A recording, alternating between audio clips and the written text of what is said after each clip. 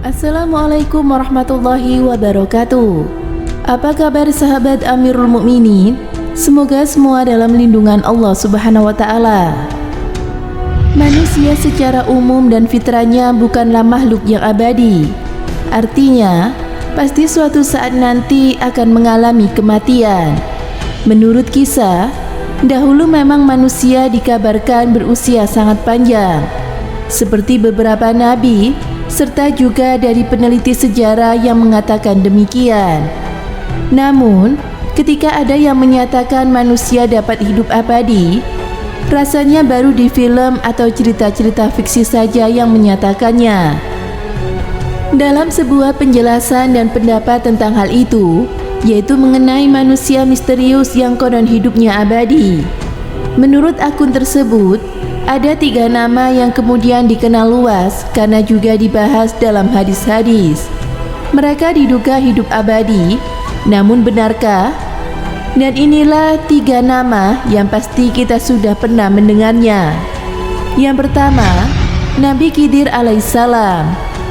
Balia bin Malkan adalah nama asli dari Nabi Khidir alaihissalam. Karena makna Khidir sendiri adalah seseorang yang hijau atau dalam makna lain subur. Jadi, apabila ada padang yang gersang ketika dilewati oleh Nabi Khidir, tiba-tiba atas izin Allah dari bekas pijakan kakinya akan tumbuh rumput yang hijau. Nabi Khidir hidup sejaman dengan Nabiullah Musa alaihissalam. Kisah pertemuan mereka yang terkenal di dalam Al-Quran surat Al-Kahfi. Nabi Khidir adalah anak dari seorang raja Bani Israel, namun ia lebih memilih untuk hidup hanya beribadah kepada Allah saja. Ada 2 pendapat dari para ulama mengenai Nabi Khidir, yaitu menganggapnya sebagai nabi karena memiliki mukjizat, namun ada pula yang menyebutnya sebagai waliullah. Menurut anggapan sebagian ulama, Nabi Khidir sampai saat ini masih hidup dan berada di tengah-tengah kita. Yang kedua adalah Samiri. Nama asli Samiri adalah Musa bin Ja'far, adalah merupakan tokoh dari kalangan kaum munafik yang mengajak orang-orang pada kemusyrikan. Samiri hidup sejaman pula dengan Nabiullah Musa alaihissalam, yang dikisahkan di dalam Al-Quran sebagai pembuat kegaduhan di masa itu. Ketika Nabi Musa sedang bermunajat kepada Allah selama 40 hari, tiba-tiba Samiri membuat patung anak sapi yang bisa bersuara. Kemudian mengatakan kepada orang-orang bahwa anak sapi itu adalah Tuhannya karena bisa bicara, dan mengatakan bahwa Nabi Musa sedang bingung mencari Tuhannya, padahal Tuhan ada bersama dengannya. Akhirnya terjadilah penyembahan terhadap patung anak sapi itu, yang kemudian membuat Nabi Musa marah ketika beliau pulang dan melihat kejadian itu. Setelah itu, Samiri diusir oleh Nabi Musa dan muncul anggapan karena tidak ada lagi riwayat apakah Samiri masih hidup atau sudah mati, bahwa dialah Dajjal yang akan muncul di akhir zaman nanti. Dan yang ketiga, Ibnu Sayyad. Beberapa sahabat Nabi SAW mengatakan bahwa Ibnu Sayyad adalah Dajjal. Salah satu yang mengatakannya adalah Umar bin Khattab. Dan menurut pendapat dari para ulama adalah mereka menyepakati bahwa Ibnu Sayyad adalah Dajjal, tetapi bukan Dajjal yang akan muncul di akhir zaman, melainkan hanya Dajjal kecil saja. Karena di zaman yang sama ada pedagang yang bernama Tamim Ad-Dari yang menceritakan bahwa dia pernah bertemu dengan Dajjal. Letak pertemuannya di sebuah pulau kecil yang berada di tengah-tengah lautan luas. Ini bisa menjadi sebuah argumen bahwa Ibnu Sayyad bukanlah Dajjal akhir zaman. Ibnu Sayyad tinggal di Madinah, sedangkan Tamim Ad-Dari bertemu di sebuah pulau di lautan luas. Ada kabar bahwa Ibnu Sayyad tewas di Perang Harar, perang antara Madinah dan juga Syam. Dan ada banyak pendapat para ulama yang menegaskan bahwa Ibnu Sayyad bukanlah Dajjal di akhir zaman. Dan kami tidak menjadikan hidup abadi bagi seorang manusia sebelum engkau, Muhammad.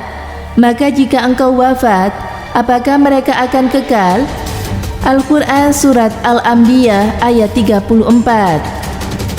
Ketika masih ada yang meyakini bahwa ketiga manusia misterius itu, salah satunya memang masih hidup abadi, itu adalah haknya. Namun ayat Al-Quran tersebut bisa jadi bahan perenungan kita. Semoga bermanfaat. Wallahu a'lam bishawab.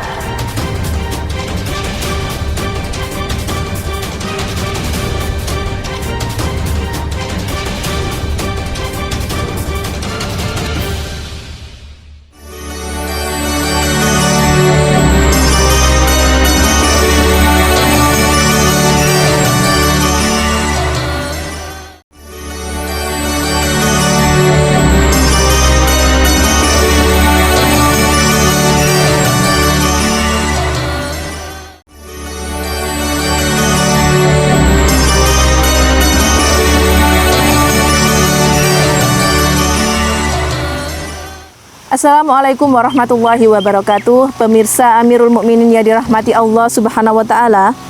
Allah memberikan pelajaran kepada manusia lewat beragam caranya. Salah satunya adalah menampilkan kisah-kisah orang terdahulu dalam Al-Quran. Ada kisah Nabi dan Rasul, ada kisah tentang pendurhaka seperti Qarun, Fir'aun, serta umat-umat yang telah Allah binasakan karena kedurhakaannya. Semua kisah tersebut tercantum di dalam Al-Quran sejatinya tidak hanya menjadi cerita dan diperdengarkan oleh anak cucu kita, melainkan menjadi ibrah bagi semua orang, baik peradaban manusia pada masa lampau tentang dimusnahkannya Allah karena kedurhakaan mereka terhadap Allah Subhanahu wa taala. Ada 3 macam kisah dan cerita di dalam Al-Quran. Yang pertama adalah kisah para nabi dan rasul terdahulu, yang mencangkup sepak terjang dakwah mereka kepada kaumnya, mukjizat yang Allah berikan, lalu penantangan dakwah.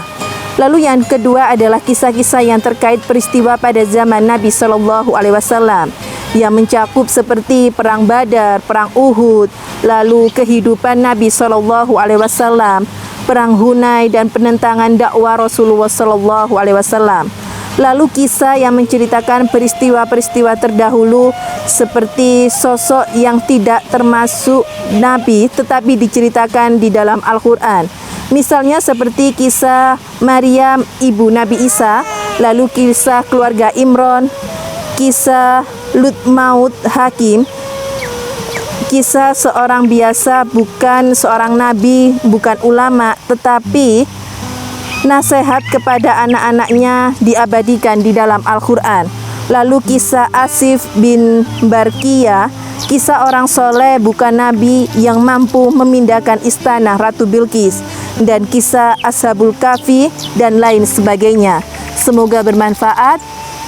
Wassalamualaikum warahmatullahi wabarakatuh.